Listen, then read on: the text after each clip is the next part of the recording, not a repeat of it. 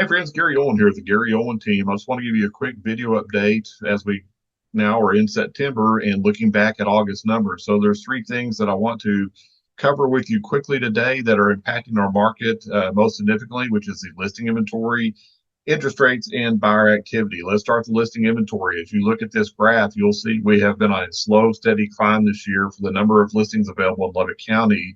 Just within the last couple of weeks or so, we have crossed that 1,600 threshold for active listings, which is the highest we've seen since around 2010. This is great news for buyers in that you have a lot of selection out there. It is a little bit of a challenge for sellers because this means you have to be more diligent in preparing your home for sale by decluttering, staging, get good high quality photos, videos to help position your home as competitive as you can. Of course, for those of you who've worked with us in the past, you know that our area of specialty is helping sellers prepare their homes for both showings and photos. And so we're always happy to help with questions regarding that. As we move on to interest rates, you'll see the good news here is that rates were on a steady decline through August. We are now at a 52-week low for interest rates. And if you've been keeping up with the news, you know that the Fed meeting is next week. It's anticipated they'll make a cut to the prime rate, which will indirectly impact mortgage rates. Now, most mortgage companies have been pricing their rates anticipating that Fed cut, so we may not see quite as big of a bump as you might think in interest rates if the Fed does indeed make their cut next week.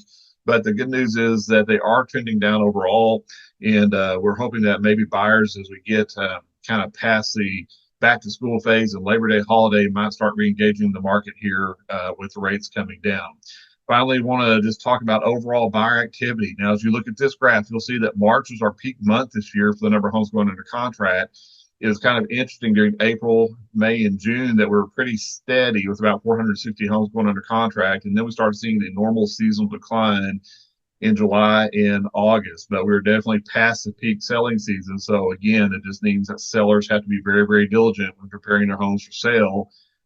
It's just requiring a little bit more patience right now as we are entering in this type of market. So, as always, if you have any questions, or maybe you have friends or family or coworker that have questions and they don't know who to trust or where to turn, we'll take good care of them. Just send them our way, introduce us to a group text or a group message on social media, and be glad to take things from there. And as always, we're available for you if you have any questions we can help you with. Hope you guys have a great rest of the week, and we'll talk to you soon.